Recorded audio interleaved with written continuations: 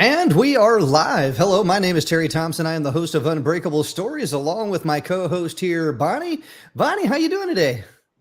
I am really good. Loving this weather over here in Pennsylvania Co-host right here, now. Bonnie. Oh Bonnie, how my you doing goodness. today? Give me just a second. I I muted that a minute ago. Oh my goodness, that is so weird. All right. All right, so now that we got the technical difficulties out of the way, let's go ahead and start that again. How you doing? I am good. I'm great. Enjoying this weather for sure. It's like the 73 clear, a Mhm. little bit cloudy, very low humidity. It's freaking gorgeous outside. Not outside, like a bit It of a was day. 80 degrees over here today, and it was truly phenomenal. I went outside very briefly earlier today with my son. We went out and got some brisket. My husband loves making brisket.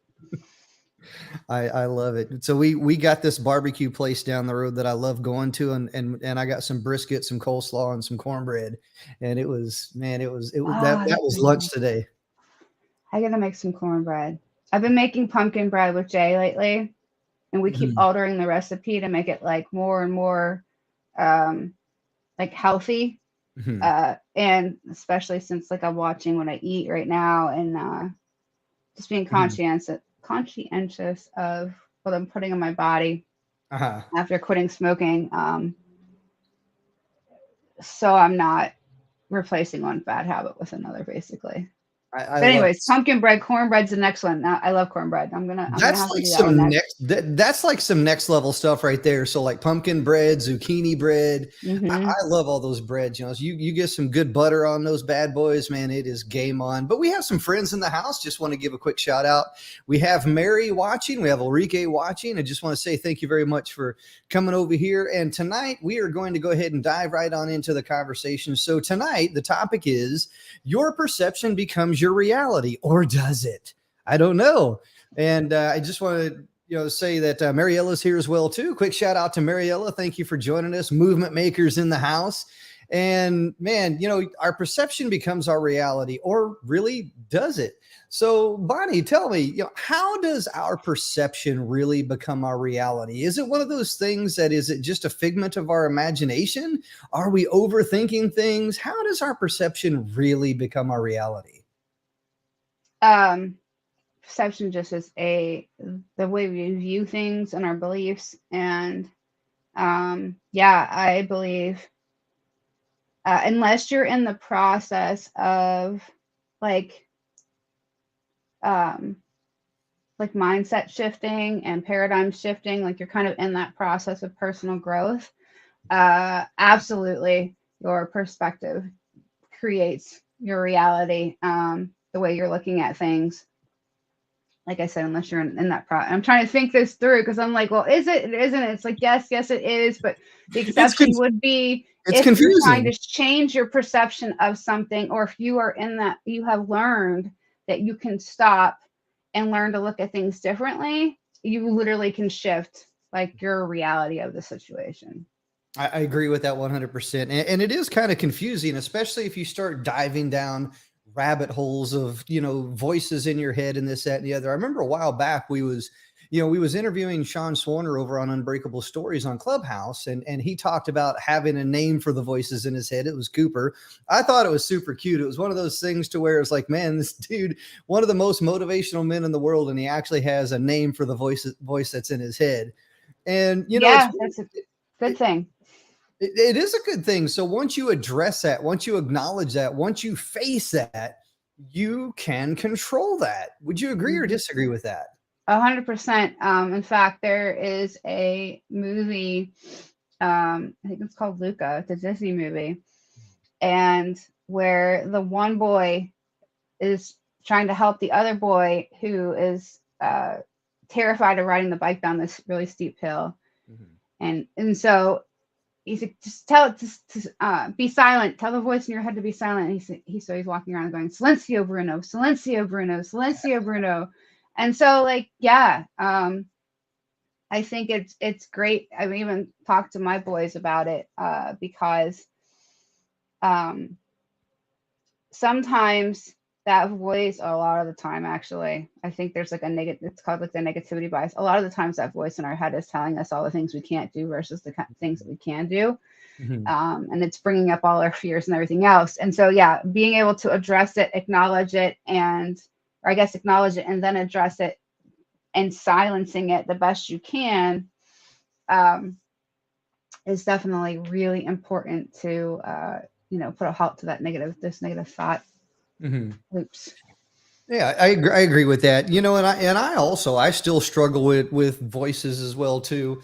And it's one of those things to where it's that negative self-talk that can really kind of take you down a lot of different directions and realities, if you will, if you believe it, if you listen to it. And sometimes you have to really just take control of that. You really have to, you really do. Otherwise, you'll end up in some place that you really just don't belong, or is not Yep. even really a reality. And we can literally catastrophize things to the point to where it's believable. And Hmm. and we could make up all these stories or nightmares, if you will, inside our head that will just absolutely consume us. So one thing is that your your perception of something will become a reality if you take action on it, if you believe it, not necessarily just saying it or thinking it within your head, because you could really be overthinking it. You just never know until you really take action on that thing, or you go discover or look into it or what have you. Just simply having a thought within your head doesn't make it true. What do you think about that? No, it does not necessarily make it true. I just went through a revisitation, if you will, of doing just that. Like I hadn't done that in a really long time, and I let an incident that happened between me and somebody else, um, that really crushed me. I let it send me down that negativity rabbit hole. And what happens is we take one thing and turn it into 50 other things, that are potentially, well, that are not necessarily true. We're making all of these assumptions and whatnot. And so, um, the thought, so a lot, I know a lot of us follow different, spiritual teachers and, Abraham Hicks, and we've heard, thoughts become things. And yes, your thoughts literally can become things, because what happens is when you're ruminating on something like that, you then start acting out behaviors and actions, like you said, and attracting different people and situations into your life that do make that thing kind of play out. But no, it's not an instantaneous kind of thing. Otherwise, we'd all be in a whole lot of trouble, all of us. Mhm. I agree with that. And here's a few more things to kind of think about. Let's kind of dive down this right here. And, like thoughts, feelings, emotions, I think that they all kind of tie together. But how does our feelings, or how do our emotions really make things seem harder than they actually are? Because I know myself, I will literally ball up into a fetal position if I get this thought, or if I get this feeling, or if I get this emotion, and it will control me. It will literally get me to the point to where it's like, man, I feel bad.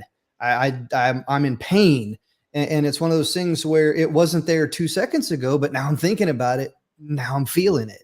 What are your thoughts about Yeah. that? Um, so yes, it happens. Like I said, this weekend, even I've done a ton of work around this with myself and with other people. And it just so happened to be the right person, the right timing, the right situation, the right words, that it hit hard. It felt heavy. It hurt, like physically hurt. And I hadn't felt like that from something somebody else had said to me in a very long time. Um, but I, for me, I, you have to kind of let it move through you instead of fighting back against it, and know that it's not going to last forever. And then after a period of time that feels right to you, work on refocusing yourself on, and focusing your attention on something else. Because what I found, and I know a lot of people have done research, that when you fight back against this thing and basically say it's not real and you stuff it down over and over, it has to come out eventually. The feelings are going to come out eventually. It's like shaking a soda bottle. And, but it's like kind of like let it get it all out, like, and then start cleaning it up. So you ever see those Mentos, where they Those are drop the fun. Mentos in the bottle of soda and freaking explodes? Well, somebody's Yeah. got to clean up that mess, right? Like it just doesn't clean itself up. So you do have to kind of go back and clean things up a little bit, start to clean up your thoughts a little bit, and put yourself back on the more positive thinking path. But just like you can't put a lid on that soda bottle when it's already spraying, like trying to put a lid on your emotions when you're already in that feelings part of it, not only is it ineffective, but then you've got this whole load of guilt on top of it going, well, why couldn't I stop that? I should have been able to stop that. And you really just cause more negative emotion for yourself. I think that's probably the best explanation I've ever given about that. I like that one. I love that. That was a great explanation, by the way. You know, and I know myself, I really kind of dive down different emotions and different thoughts and different feelings as well too, and they do affect me. Sometimes for myself, all it takes is just that one thought, and it's like, oh my goodness, I'm absolutely done. I have to go do a rest and a reset. Let me go sit on my beanbag for 30 minutes or an hour, and then when I get back up, it's like there it is. I'm done. I've taken that little pause. I've taken that little self-care break, if you will. And sometimes, you know, when your perception becomes your reality, in that instance right there, just a simple thought, a bad idea, something, and it can stop you completely in your tracks. But having that little moment for yourself is truly important. For me, I take that break. What about you? Yeah, and I find too, like some of these things, a lot of these things come with practice. So today is the 19th anniversary of when my dad passed away. So I was fairly young when my dad died. And today I can sit here and say like, oh yeah, it's June 10th. Like it doesn't bother me at all. And I know a lot of people find that strange. And like, oh, it's like, it's been 19 years. I've had a lot of time to process. The first year and a half was really tough for me. But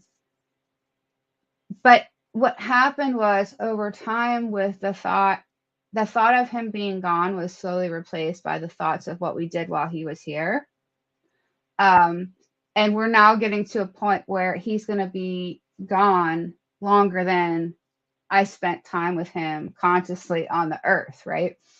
So that came with practice, though, where for a few years, like months out, it would start to bother me.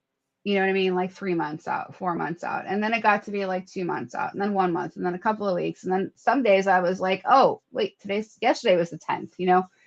But it was because I allowed myself to let the stuff come up, give myself some time to process and grieve if that's what I needed to do. And then when I felt like I was ready to kind of jump back into things, started to refocus my thoughts. And now it's more of a natural thing for me that when I realize what the date is, I don't grieve anymore. I think about the stuff that we had fun doing. And actually a lot of the stuff that like my older two kids were like 3 and 1 when my dad passed away, I think. And so I think about the fun stuff that they got to do together, right? And just different things like that. So yes, I do take those breaks. It's giving yourself some time, depending on what the situation is, giving yourself the time to feel, to grieve, and to, you know, do what you need to take care of yourself. You just don't want to get stuck there. That's the danger for a lot of people, is getting stuck in that place where they're kind of unable to move past the feelings. Yeah, you know, and for me, I mean, I don't want to stay on the topic very long. You know, it's one of those things to where grieving, for example, I move past it very quickly. But it takes time and it takes practice in order to really do that. For me, being in the military, I performed over 300 military funerals. So once again, that's where that mental toughness, that mental resilience comes in for me. And once again, I will not dwell on that, because there's some things that may trigger some people, and, you know, myself included. So I don't want to stay on that topic. And, Right. you know, it's one of those things to where if if your perception is one of those things that controls you more than actual reality does, you need some tips, you need some techniques, you need some type of resources to help you get past that. And we're going to share some of that here within a little bit. But here's one of those things that I struggle with as well too. When my perception becomes my reality, it's one of those things to where I get really stressed out. I become very anxious, and I am a stress eater, and I want to eat everything that's in my house. So being hungry changes our choices. But if you're a stress eater like I am, I'm not necessarily hungry. But the moment that I feel that stress, that pressure, I become hungry. I want to eat. What are your thoughts on that? And do you have any tips or any techniques in which to eliminate the stress or anxiety eating, if you will? Yeah, so first of all, I'm not a doctor and I'm not a licensed therapist, so this is all like experiential and what I've learned um, from like my own. So, like I said before, I quit smoking. It's been, I don't know, 6, 7 weeks. I'm actually not paying attention to the time anymore because, as I mentioned in another group yesterday, um, you quit once, but you're working at being a non-smoker for the rest of your life. It's like that success line is basically, when I decide to say goodbye to the earth. And I have officially, you know, quit. So, anyways, when I quit, my hormones, the chemicals in my body, everything went absolutely nuts because I Mhm. gave myself a couple of days with like an e-cigarette, which is basically like a vape. Mhm. I hit that a few times over the course of like 3 or 4 days, not very much. So I basically quit cold turkey. And I wanted to eat everything. And I'm sure I told you at least 50 times, and lots of other people have heard this. All I wanted to do was eat everything in the house. And honestly, for the first couple of weeks, I let myself do that. I was bloated. I gained weight. I was like, bleh. But it was when you're dealing with all of these chemicals, as is such the same with the stress, your brain starts to tell you all kinds of weird stuff. And it's searching for, I believe it's the dopamine and the serotonin, because when we eat certain things, those levels spike or drop as appropriate. And it's the same thing with smoking. I hear somebody. Yeah, and I can relate to that. It's like you're replacing one bad habit with another. And I think that we've all done that in some form or some fashion. And I know myself, I've done that as well too. So whenever, you're quitting smoking, I know for myself, I had a couple of bad habits years ago. Smoking was one of them. Chewing tobacco was another one. But that was like 30 years ago. I definitely haven't done anything like that since. And you replace that bad habit with another bad habit, and sometimes that can really get the best of you. It's one of those things to where if you allow one bad habit to be replaced by another bad habit, you're just causing further damage. So it's one of those things to where you're causing further damage to yourself. You're not really helping yourself out. So it's one of those things that as you are more intentional, as you're more aware of your tendencies, so to speak, and people just do things haphazardly, really. They do things without thinking, without intention. And if you replace one bad habit with another, you're not doing yourself any good. So I think hopefully you heard everything that I said there. I think you got your earbuds in, so you might have heard I what I was do. talking about. Yeah, you Okay. know me so well. Yes, I just hopped up to pull the door shut. So yes, you were correct. And in my family, um, diabetes, heart disease, uh, eating disorders, like a lot of these different things run in my family. And uh, I quitting smoking was not a planned thing for me. I woke up and was like, I just don't want to do this anymore. And so I gave myself a lot of grace those first few weeks. I let myself pretty much eat not whatever I wanted, because I still watch my sugar and watch dairy because that causes problems with my rheumatoid arthritis. But other than that, I was kind of letting myself eat whatever I wanted to, because I wanted to be completely done with the cigarettes. And I was also having, besides normal withdrawal, I was having, what do you call it, vertigo. I was dizzy like all the time. And so I was struggling with some other things. So I gave myself grace with the food, but it was either the 2 week mark or the 3 week mark, I was like, all right, enough is enough, because if I allow myself to continue eating like this, now that I'm far enough away from like the nicotine cravings themselves, I need to work on go back to eating like my normal diet. And I've actually kind of overhauled my diet in the process, and being really careful about what not really careful, like not obsessive careful, but careful about what I'm putting. I'm not just mindlessly eating. So all of that to say, when you're stress eating, it's because the chemicals are out of balance. And so you need to find something that's going to help boost those, the dopamine, the oxytocin, the serotonin, to get you to feeling good again, so that you're not trying to reach for snacks, or eat some super healthy stuff. If just putting food in your mouth is what's going to help you feel better, cut up some celery, some apples, some cucumber. I know vegetables and fruits, people are like rolling their eyeballs, but I've eaten more fruits and vegetables in the past like 2 weeks than I probably had in the last like 6 months. And I was really surprised at how filling this stuff was, and like how I didn't want to eat junk food after the fact. So yeah, there's that. I love it. And here's what that kind of reminds me of. And it kind of brings up to a point of having the right or the wrong people around you as well, too, because if you associate yourself with, certain people, it's like, hey, I'm a smoker, so I'm going to hang out with smokers, or, hey, I love this, so I'm going to hang out with these types of people. Having other people around you, how does that make things either easier or harder for you? Because your perception becomes your reality. If you're hanging out with certain people that do certain things, you yourself will start to do those things, and that becomes your reality, because after all, your perception becomes your reality. What are your thoughts on that? So yeah, I definitely, my first cigarette wasn't because somebody was saying like smoke, but I did steal one from my dad.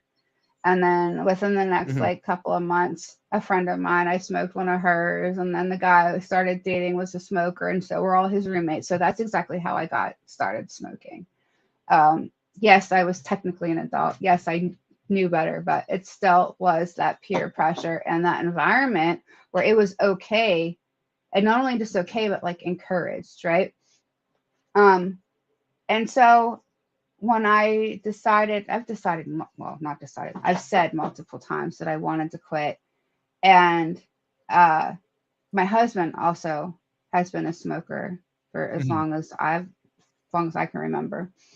And it was interesting because the day I decided I wanted to quit, he ended up switching to one of those e-cigarettes too. And that honestly did make it a whole lot easier. At least in my mind, it did, because for many, many years, it was like I would try to quit, but he was still smoking. And so I was I'd be fine like all day while he was at work, and he would come home and I would smell it, and then I would want a cigarette. And then, oh, thank you. I'm on a live stream. No, I guess so. Wave. Oh, here we go. We've got dinner in the house.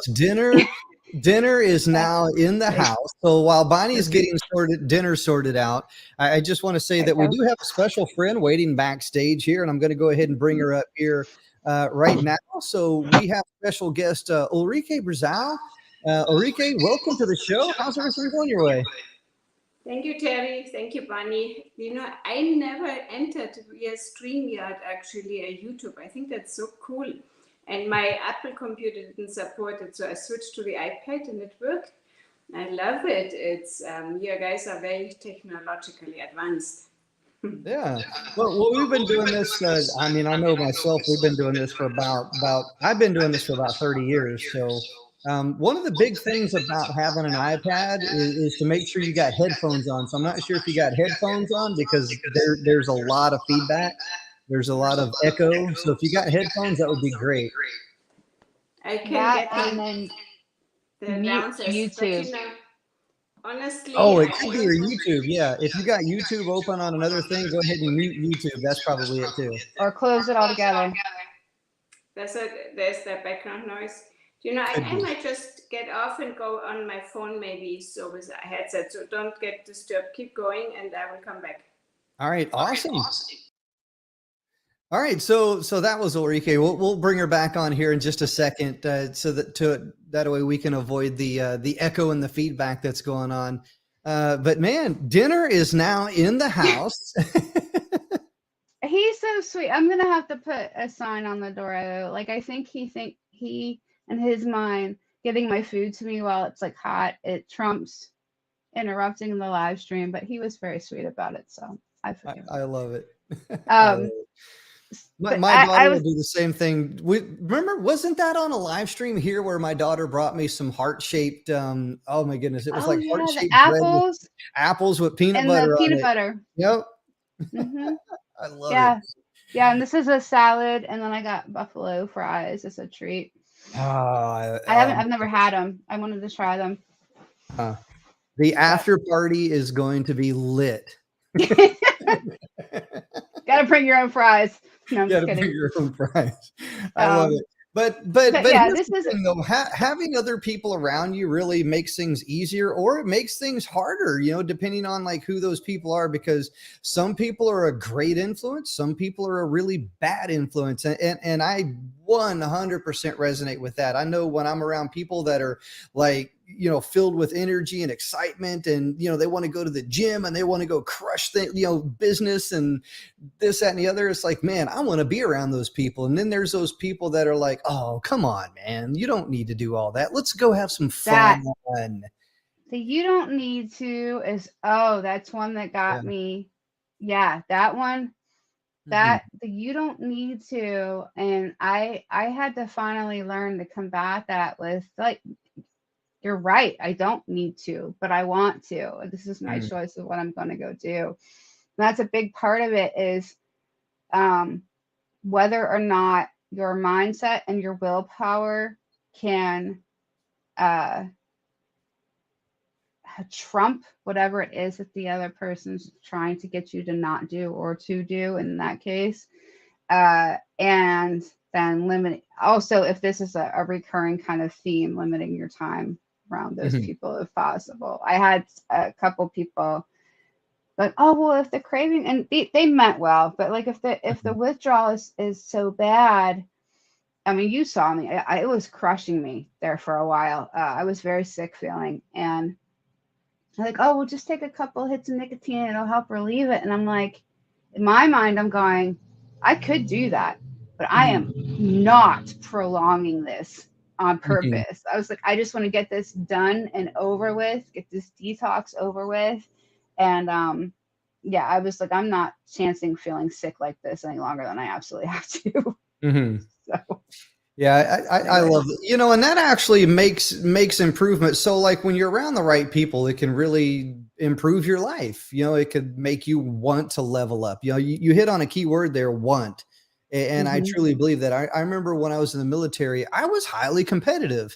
No matter what my injuries were or how I was feeling that day, you get me around some soldiers to where I can pound on my chest and be like, I'm going to destroy you. I would totally do that. I would my ego would take over. And it was one of those things to where we're going to go to the gym. We're going to lift the entire gym. We're going to eat all the pre-workout and protein and this, that, and the other. And it was one of those things to where being around the right people actually got me in the best shape of my life. And it was one of those things to where I was highly competitive, and I was like, what are you eating? Oh yeah. What are you eating? What are you taking? What are you taking? And we started getting into this thing of to where their perception became my reality, because I wanted to be associated with those types of people.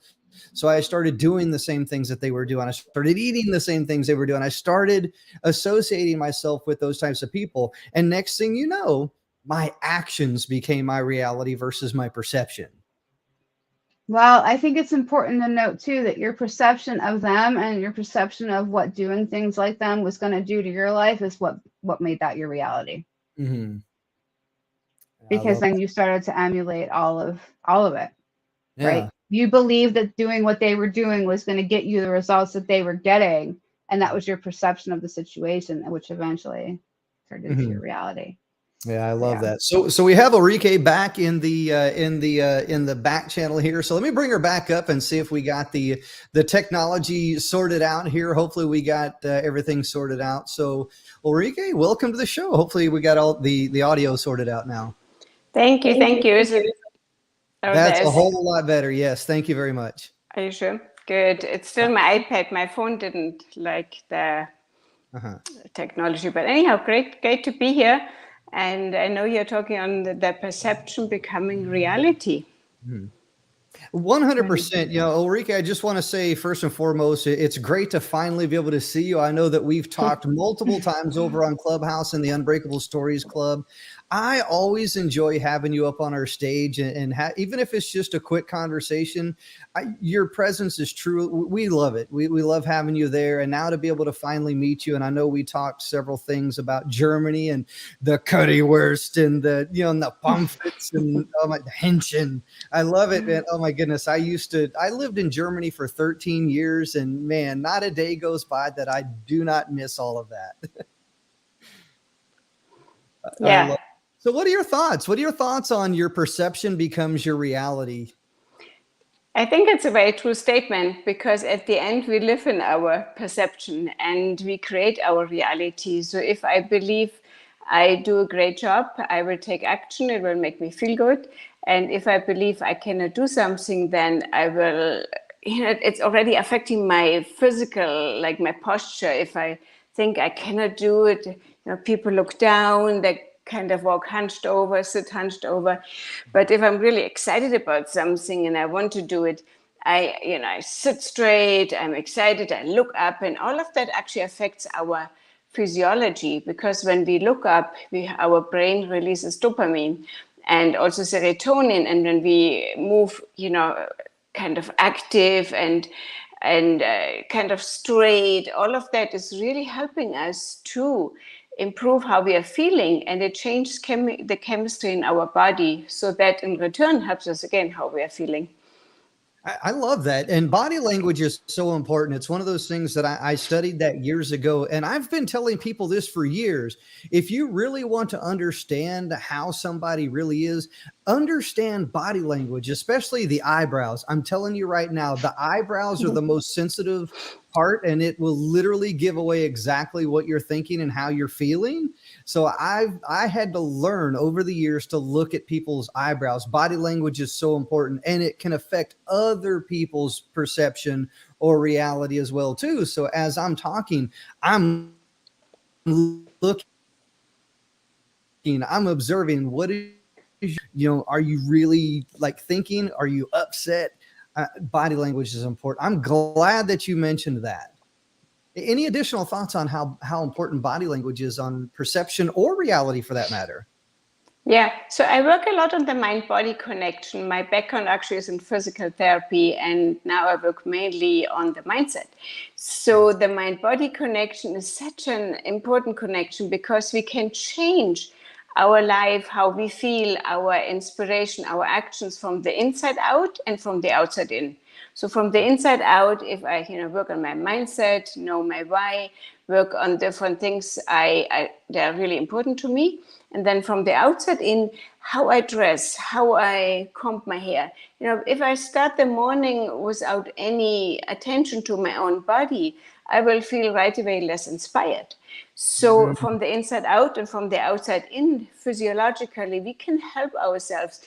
And some of my clients, when they are really, when we start Zoom meetings, I ask them to smile, just to smile. And even you can force yourself to smile.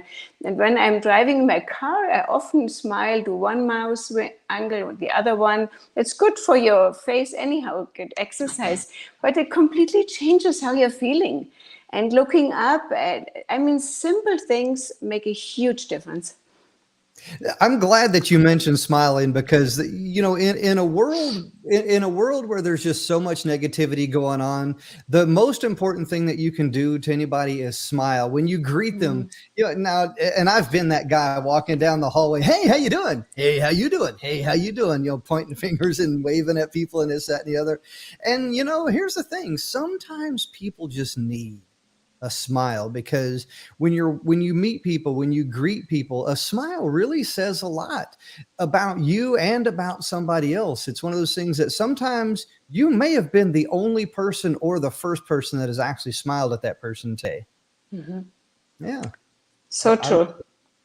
So looking in the mirror, you touched on something to where looking in the mirror is absolutely important. And it's one of those things that I used to do years ago. Before I used to walk out of the house, I had this mirror that was right by my door.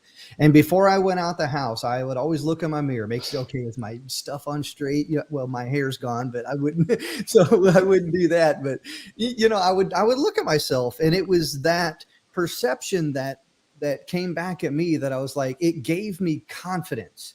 So when you look at yourself, that is your perception of yourself. How does that actually give you confidence or take away from your confidence depending on what you see in the mirror? You bring up a really important point, and two things. One, to change how you're feeling right away in the morning, not just when you walk out of the house. Look in the mirror and look at yourself. Develop that relationship with yourself and tell yourself something nice instead of like, oh, I got more wrinkles, my hair isn't nice, or whatever it is. And so tell yourself some positive affirmation, really develop that relationship. But the second thing, so important, what actually drives us and really determines our results is how we see ourselves from the inside out. Looking in the mirror is the image when, what reflects back to us. But our self-image, that is what really drives us. And I might look really pretty from the outside, but if I don't feel that, if I don't believe that, if I see myself not successful or short and fat and ugly, whatever it is, whatever we tell ourselves constantly, our self-image determines our outcome and our results. And the self-image often is also expressed in our self-talk, the way we talk to ourselves. So self-image, self-talk are powerful to change our success. Yeah. So what are your thoughts on affirmations? I love affirmations. I have 3 that I tell myself every single day, which is I can, I will, I must. What are your affirmations? Do you have any affirmations? I do the I am. So I am whatever I am or I have, and the I can is great. Yeah. And I recognize also when, I have a horse, and I don't know if you see that picture in the back, and I ride my horse at a higher level. And when I think about something I want to do and my negative mindset that comes in and says, oh, I can't do it, or it's not going to work, or this is difficult, then I right away reframe it. And yes, I can, it's easy, it's fun, it's so I check in with myself actually to figure out what are the negative things I tell myself, and then reframe them into the opposite, and then make them my affirmations and constantly tell them myself, put little sticky notes, put little whatever sticky notes all over, even record myself, because in my own language, when I listen to myself, I am, I have, whatever I want to accomplish, it's very powerful, especially in my native language, which is German, as you know. Mm-hmm. I love that. Ulrike, I just want to say thank you very much for joining us here tonight. We're about ready to end here very shortly, but I just wanted to say thank you. It's finally great to be able to talk with you live, and I always greatly appreciate the value that you bring to the table. And man, I am wishing you all the best continued success. But before I tuck you back into the back here, do you have any final thoughts to everybody that's watching and listening here? Well, first, thank you. And of course, my final thoughts are make sure you always listen to the Unbreakable Stories. I'm glad you have the t-shirt on. And follow also you on the YouTube channel, because you have amazing things there. And the Clubhouse room, it inspires so many people. It really has helped so many people. Those are my final thoughts. And yeah, it's really up to us to make our life better. I love it. Ulrike, thank you very much for being here. Thank you. All right, that was one of our good friends from Clubhouse over in the Unbreakable Stories Club. That was Ulrike Berzau, and I always enjoy talking with her. She brings so much knowledge, so much wisdom to the table, and sometimes that's always great to be able to hear some of that outside perspective. Having that outside perspective can change your perception or change your reality. And I always tell everybody, I was like, "There's no right or wrong. There's only right or wrong for you." And if you're willing to listen, you're willing to learn, you can understand. So it's one of those things to where so many people are out there seeking first to be understood. And here's how I break that down. If you want to be understood, you must first listen so that you can learn. You learn so that you can understand. You understand so that when you're speaking, you can be understood. And that comes with a lot of knowledge, a lot of skills, a lot of experience. But at the end of the day, is that really reality?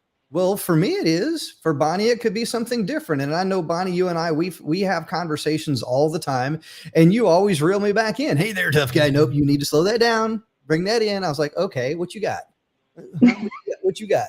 What you all about? And I listen and I enjoy that because that allows me to understand something from a different perspective. And there's people that are out there that really, they don't want to listen. They and I still struggle with that. Trust me, you taught me how to do that. I attribute that 100% to you because I still to this day struggle with that. But I'm willing to kind of take a step back. I'm willing to like, okay, what you got? And when I listen, I'm able to change my perception of a particular thought, an idea, a topic, a subject, whatever. And then I put in my toolkit what works for me or what I feel that I can take action on. That becomes my reality based off of the actions that I take. But here's kind of a final question before we get ready to close things down. How does our values and our beliefs, how does that kind of drive our perception or our reality? Or even better yet, what really shapes our values and our beliefs to ultimately shape our perception and reality? So that's another whole episode, but a belief is literally just a thought that you just keep thinking over and over and over again, right? And so most of us get our beliefs and our thoughts from childhood, from our parents or whoever it was that was who raised us. And a lot of that stuff is pretty much set in stone by like age 7, which is kind of crazy. Now you're going to, of course, learn new things and things are going to kind of come in and out, but the core of your beliefs tends to be set in stone fairly early on. And it's if and only if you are someone who has an open mind or learns to have an open mind, it's really going to be able to shift those kind of core beliefs and perspectives that end up shaping our reality. We had a discussion the other day about, how 2 people can be in the exact same situation at the exact same time and walk away with a completely different story, a completely different idea, a completely different experience of what's happened, literally standing side by side. And a lot of that is based on beliefs, thoughts, perceptions, past experiences, relationships with other people, et cetera, et cetera. And so, yeah, I feel like that's a really long one to answer. Yeah, we may have to park that one. Yeah, but I mean, it's a great question. And ultimately, all of that really together shapes, whatever we're thinking about, what we're doing right now is what forms that experience. And that's how your perception of what's happening or what's going on or whatever you're thinking creates your reality. I typed that down, by the way, because I have a bad habit of like not remembering, like, that's a great idea, and then I end up forgetting the idea.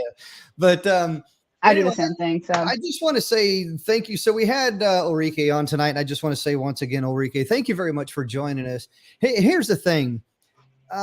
If you really want to change your life, you must first change your thinking. Bottom line up front. If you want to change your perception, you want to change your reality, you change your thinking, because everything begins right there. And everything that you think, everything you say, everything you do is an extension of what begins right there. And what goes there? Well, there's lots of things that can go right there. Your values, your beliefs. It's those things that are deeply rooted within your childhood, the things that you consume each and every day, whether it's books, content, news, radio, whatever. I mean, all these things really kind of shape your perception and shape your reality. And that's the reason why, for me, it's very important how much I filter. And I truly believe what I filter is more important than what I put in there. I truly believe that. I truly believe that what I filter is truly more important than what I put in there, because if I'm not careful, the things that I'm not filtering will find its way in there. And I'm telling you, all it literally takes is I can't remember exactly the quote, so I'm going to kind of paraphrase here. It literally takes just a drop of oil to ruin the well water. And I'm paraphrasing, of course, here. And it literally just takes a drop of oil to ruin well water. So you have to be very aware of your intentions, of your thoughts, of those things. Otherwise, it'll take a single drop of oil and it'll ruin the well water. In other words, your mind and your perception and your reality, and things can just spiral out of control from there. Here's what I challenge each and every one of you with. I challenge each and every one of you with that if you want to have a positive perception on life, number one, I want you to take personal responsibility. Take personal responsibility of the things that you can control. Number two, have compassion for yourself and for others. Give yourself grace. That's something that Bonnie and I, we've had conversations around this multiple times, and she really taught me how to have that grace, how to have that pause, so to speak, how to, slow my thinking down or my actions down. Otherwise, I'll let it get out of control. Number three, have a willingness to see things differently. And it ties back into what I just said about Bonnie. I have this, I had to learn how to do that. I had to learn how to listen. I had to learn how to see things differently from a different perspective. And Bonnie, I'm truly grateful and thankful for that. Thank you very much. And what that does is that activates your pause button when you're triggered, or at least gives you that ability to do that. And I had to learn how to do that, because I would beat myself stupid diving down multiple rabbit holes of conversation. And next thing you know, I'm overwhelmed, I'm exhausted, I'm tired, all the above. And, it's one of those things to where sometimes you just need a little support. You need a little outside perspective. And I know that's what I can count on certain people to have those conversations. And then look for patterns, look for patterns of what takes you down those rabbit holes. Look for patterns, like if you're in certain situations, if you're watching or listening to certain things, it all affects you. So those are just a few things that I truly believe that if you intentionally pay attention to, you will start to discover ways in which you can change your perception, change your reality, build upon your values and beliefs. So before we go here, Bonnie, what are your final words? What are your final thoughts here tonight?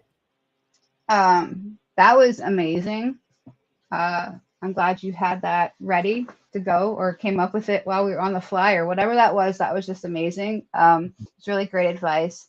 And thank you for being thankful. And I thank you also for, again, for being willing to take a different look at things, and also for showing me a different perspective, and also for letting me, showing me that I'm good at these things, right? And I know it sounds kind of selfish if people are like, what does that even mean? But like, sometimes we're trying things with different people, and doing those things with other people would annoy the crap out of them, because they weren't at all open to, and I honestly thought there was something wrong with me for bringing them up. So it was reassuring to be able to work with someone who had an open mind and was able to be receptive to these things and make use of them, if that makes sense. And hopefully that makes sense. I don't know if it makes sense. Mm-hmm. But it changed my perspective and my perception of some of the skills and the knowledge that I have, in myself. And so that's been really helpful for me as well. This partnership, just all in all, has just been a great experience all around. So as for changing your perception, changing your perspective.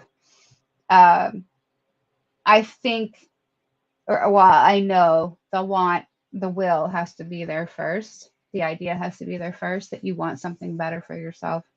And then, of course, the action follows. And all of those tips that you just gave um, are perfect supporting functions to make that happen. I love it. Bonnie, great conversation as always. And we've received some positive feedback here within the chat from Mary, from Peter. And earlier, Deborah made a valuable comment as well, too. I just want to say thank you very much for listening. Ulrike, thank you for joining us. We've had a couple of friends over on Facebook listening as well, too.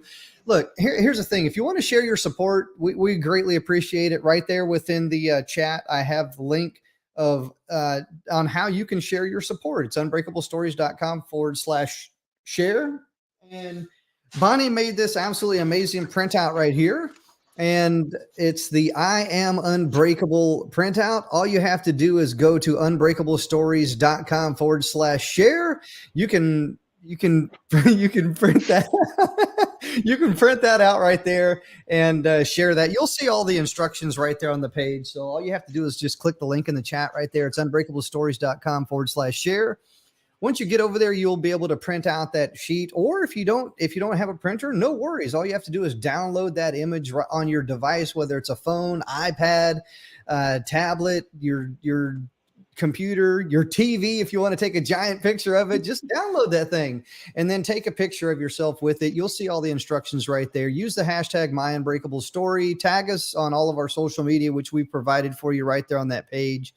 It would mean a lot to us, and it'll share your support for the things that we're working on here at Unbreakable Stories. What we do is we take the best of those images, we share it on our social media, we put it back on our website, and we link it back to your social media. So that could be some free advertising for you or some free visibility for you on us here at Unbreakable Stories. It would mean a lot to us if you get connected.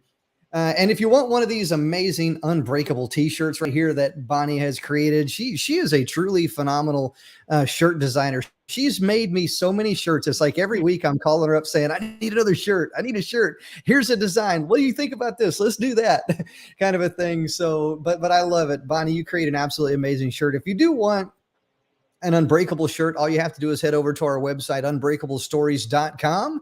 You'll see all the details on how you can get your Unbreakable shirt as well, too. And one final thing, we have the Unbreakable Habits Challenge going on right now. We've had 34 people sign up for the Unbreakable Habits Challenge, but here's the real question. The real question is, will you join us? Do you have what it takes to become unbreakable? I challenge you on that. You know, it's super simple. We have 8 things that we want you to take action on each and every single day. And when you take action on those 8 things, you will change your life. You will change your mind. You will change your body. You will change your life. You will become unbreakable. Join the Unbreakable Habits Challenge today. I got the link now in the chat. It's unbreakablestories.com/unbreakable-habits-challenge. And it's one of those things that WordPress makes those links kind of interesting, but it is what it is. So if you do want to join us here within that challenge, make sure that you click on that, or just head on over to our website and look for the Unbreakable Habits Challenge. Join us. Look, I'm telling you right now, it all starts right there within your mindset. Within your mind, if you develop the habits each and every single day, you will change your mind. You will change your life. You will change. You will change. And I know we've had some friends, to include Deborah. She's got her shirt. She's a part of the Unbreakable Habits Challenge. Peter joined us. We've had a few amazing friends join us as well too. Once again, the question is, will you be next? Bonnie, anything else to add before we close things down? I'm just super hyped for this challenge. It's got me. I was upstairs going showing. I was on my bike today again.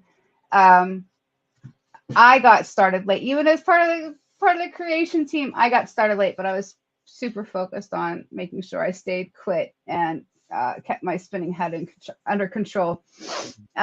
But now it's super exciting. Like I love posting, and it's a way for me to be competitive with myself and up level and stay on track with different things that we're helping people build habits with. And yeah, I can definitely say that if I can manage to continue to ride my bike for a minimum of 30 minutes every day,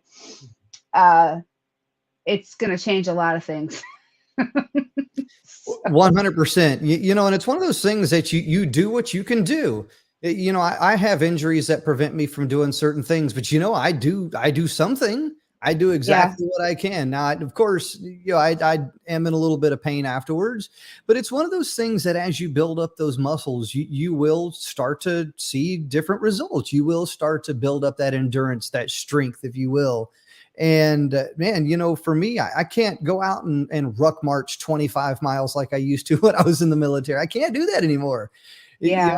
I'm over 50 years old and I have a lot of injuries that prevent me from doing some of those things. But you know what? I'll ride my bike. I'll walk on my treadmill. I'll go for a walk. I'll get out on the soccer field and go up and down the soccer field like I did the other day for like 40 minutes. I did an Instagram live stream. And while I was live streaming, I was walking laps around the soccer field. I was doing something. You know, it's one of those things you do something. Yeah, that's not to go super off on a tangent, but walking for the past 6 months has been getting progressively more painful for me. And I'm trying to figure out what's going on with my knee. But riding a bike, like literally there's no pain, which is very bizarre, but it's a different movement. It's using different muscles. Like I understand somewhat of like anatomy and physiology, but like, so for me, the habits, the challenge got me wanting to get on the bike and try something new. And by trying something new, because of the challenge, now I found something that I can do to replace all of the walking I was doing, which was leaving me in excruciating like level 9 pain every day. So yeah, it's super exciting. Now I'm using different muscles. So I get off the bike and I'm like, I can't walk. I did 50 minutes yesterday listening to Marshall, and literally I got off and I had lead legs where it was like, oh crap. Like I had to like, it was ridiculous. But like you said, I'm going to build that endurance. I'm going to build those muscles. And hopefully in my mind over time, hopefully I'm going to build all the other muscles in my leg and around where my knee is bothering me so that there's more support in there. And I hopefully won't have any more pain. I'll have to share a story with you in the after party about my bike riding and how it makes me walk sometimes. I had to change bike seats. I truly did. It was one of the, I made Jimmy. That's so funny you said that because Nick was very thoughtful, my oldest, about buying me like a special gel, like wide seat because of my spine. Yeah. I was worried about doing damage to my spine, but it was tilted up. I'm like, oh yeah, this is comfortable. I'm good. Until I rode it 3 days in a row. And I'm like, this is not good. We need to move this seat back down or something. I was like, this hurts. It's like I've been riding a horse. Oh yeah. I love it. All right. So real quickly, just want to thank all of our friends for joining us here. We are about ready to end this stream. And once again, I have the,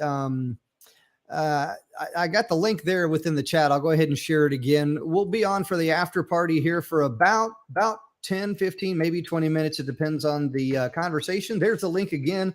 If you want to join the after party and have a conversation with us, off live camera, this is the after party. So we won't be live, but you can have an opportunity to chat with us, ask us questions, or just kind of hang out with us for about 10 minutes or so.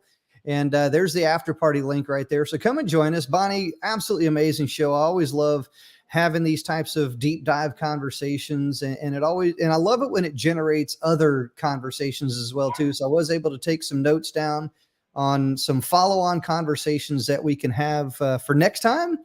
And man, as always, look, here's what I'm here to tell everybody that's listening. You are unbreakable. You have a story to share that could motivate, inspire, encourage, and more importantly, empower other people, because if it's possible for you, it's possible for somebody else. And the only way to really show that is to share your story at unbreakablestories.com. Look, we are just getting started. As one of our good friends, Sana, says, the best is yet to come. The best is yet to come. We are working on some things right now that I'm telling you, you want to be a part of this. You absolutely want to be a part of this. You must be a part of the things that we are working on, because we are going to change lives worldwide with all of the things that we are working on and things we have. I'm not going to let too much out of the bag, but man, we got a book coming and it's going to start happening here really quick. We are in the process of writing all the language on how that's going to take shape, but we are about ready to open up submissions for our Unbreakable Stories book. So if you have a story that you want to share and you want to be a part of that book, we do have the Unbreakable Stories book that we are about ready to open up for your submissions here very soon. So be on the lookout for that, and you could be a part of the Unbreakable Stories book and so much more. Bonnie, great episode. Let's get to the after party. We have Mary waiting back there for us. So let's go ahead and get to this after party. Let's go.